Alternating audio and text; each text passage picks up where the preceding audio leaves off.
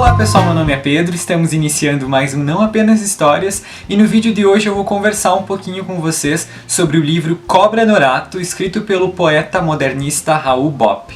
Esboçado ali por 1929 e publicado em 1931, Cobra Norato é uma das grandes obras da literatura modernista. Escrito durante a primeira fase do modernismo, ele é considerado o marco fundamental e o resultado daquilo que essa fase queria passar para a sociedade. O livro é um poema épico que narra a jornada do herói que mata e veste a pele da poderosa Cobra Norato e que, se esgueirando pela selva amazônica em direção a Belém do Pará, precisa vencer um exaustivo ciclo de provas, como, por exemplo, encontrar 7 mulheres brancas de ventres despovoados, entregar sua sombra para o bicho do fundo, fazer mirongas na lua nova para poder despojar a filha da rainha Luzia. E essa é basicamente a trama da obra, que é muito simples e meio óbvia, já que os poemas épicos seguem uma lógica de partida, jornada e regresso, mas a escrita, a forma como o livro é moldado, acaba caracterizando ele moderno. Porque nessa obra a gente vê muitas nuances na escrita e uma contextualização espacial muito diferente, uma contextualização muito brasileira, muito folclórica, muito amazônica. Influenciado pelos movimentos de vanguarda do século XX, que eram movimentos que procuravam quebrar com aquela estética pré-conceituada, aquela estética rígida, por exemplo, do movimento parnasiano, o Raul Bop narra a jornada do Cobra Norato por meio de versos livres e enxutos. Ele também se utiliza de fábulas e do linguajar popular amazônico para construir melhor essa realidade do Cobra Norato e para construir de uma forma muito mais natural o livro. E valendo-se também de descrições e comparações modernizadas de um ambiente primitivo e natural, o Raul Bop acaba consolidando e fortalecendo os ideais modernistas dentro do Cobra Norato. Além disso, o livro é escrito em 33 partes, 33 cenas, e são essas cenas que, por meio de uma progressão de imagens, uma justaposição de imagens, constroem e formam o enredo da obra. E uma coisa bem interessante de se destacar é que justamente essas influências, como por exemplo os movimentos de vanguarda, o poema épico, ou até mesmo o folclore brasileiro, acabam fortalecendo e ilustrando, representando muito bem a ideia do antropofagismo, que foi uma das principais correntes da primeira fase do modernismo. E o movimento antropofágico, idealizado pelo Oswald de Andrade, tem justamente essa ideia de criar uma arte nacional sem deixar de lado as influências internacionais, por exemplo. Diante disso que vem aquela ideia de deglutir, deglutição. Você pega as suas influências, as ideias que vêm de fora para você, deglute-as e assim cria uma arte totalmente nova, totalmente nacional e que tem um pacto muito mais forte com o teu leitor, com o teu crítico, porque ele vive, assim como você, essa mesma arte, essa mesma realidade. A minha experiência de leitura com o Cobra Norato, ela foi um pouco diferente, ela foi divertida também, mesmo que um pouco frustrante no início. E eu fui ler o livro do jeito que eu queria, sem saber nada sobre ele. Na realidade eu sabia que ele era um texto modernista, mas eu não sabia se ele era em prosa ou em poesia, ou qual o tema que ele iria abordar. Eu só sabia que ele era modernista. E eu peguei o livro para ler, eu li ele em 1h30, porque é um livro curto. Além disso, a escrita dele é muito fácil, mas a questão está na compreensão. Eu terminei de ler o livro sem entender o que estava acontecendo. Eu peguei a ideia inicial, que era um herói em busca da sua amada, mas depois eu perdi completamente o fio da meada.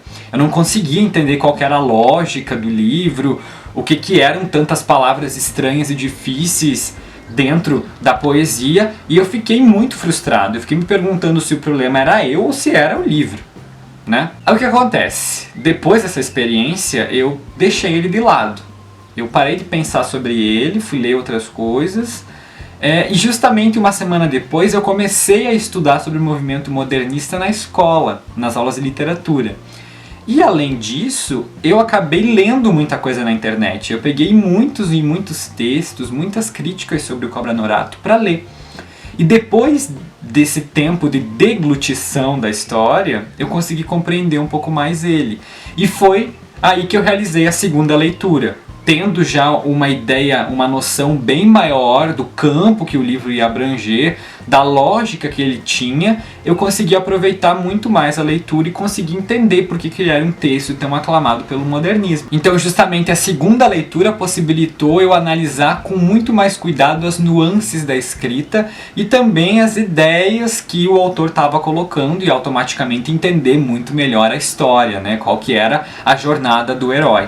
Mas mesmo a segunda leitura tendo sido muito melhor, eu tendo gostado muito do livro depois da segunda leitura, ainda não é uma obra que me chama muito a atenção, que me deixa muito contente com ela, sabe? Eu pretendo ler o Macunaíma e o Martin Sererê, que junto com o Cobra Norato formam a tríade do movimento modernista, digamos assim. Eu pretendo ler essas obras com uma característica mais folclórica e regional.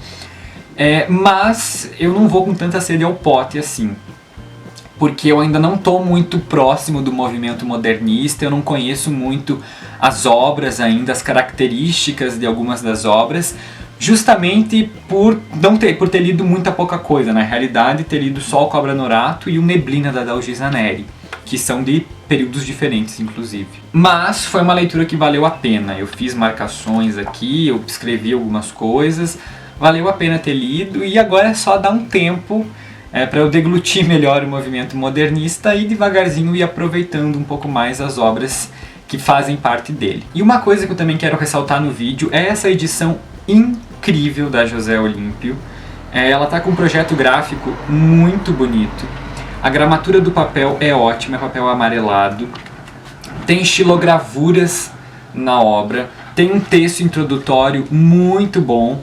Além disso, no final do livro tem textos sobre o autor e também sobre a obra dele. Tem aqui um manuscrito. Enfim, tá com um cuidado incrível e vale super, super, super a pena. Eu recebi o livro em parceria com o grupo editorial Record, então eu vou deixar aqui na descrição o link se vocês quiserem fazer a compra dele. E é um livro muito interessante, ele vale muito a pena, eu indico ele para vocês. Se você já conhece o movimento modernista e ainda não leu, eu acho que vale super a pena. Se você quer conhecer, também pode ser interessante, mas tem que ir com calma, tem que ir com os pés no chão.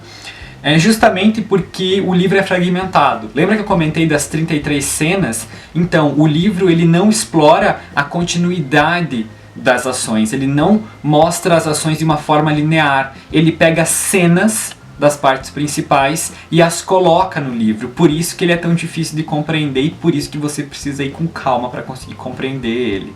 Porque essas partes são recortes da história, por isso que são tão complexas e tão fragmentadas e parece que perdidas na narrativa. Mas é isso, eu espero que vocês tenham gostado do vídeo. Se você gostou, não se esqueça de se inscrever no canal se você ainda não for inscrito, de dar um joinha nele e deixar seus comentários aqui embaixo. Além disso, não se esqueça de me seguir nas minhas redes sociais e até a próxima. Tchau!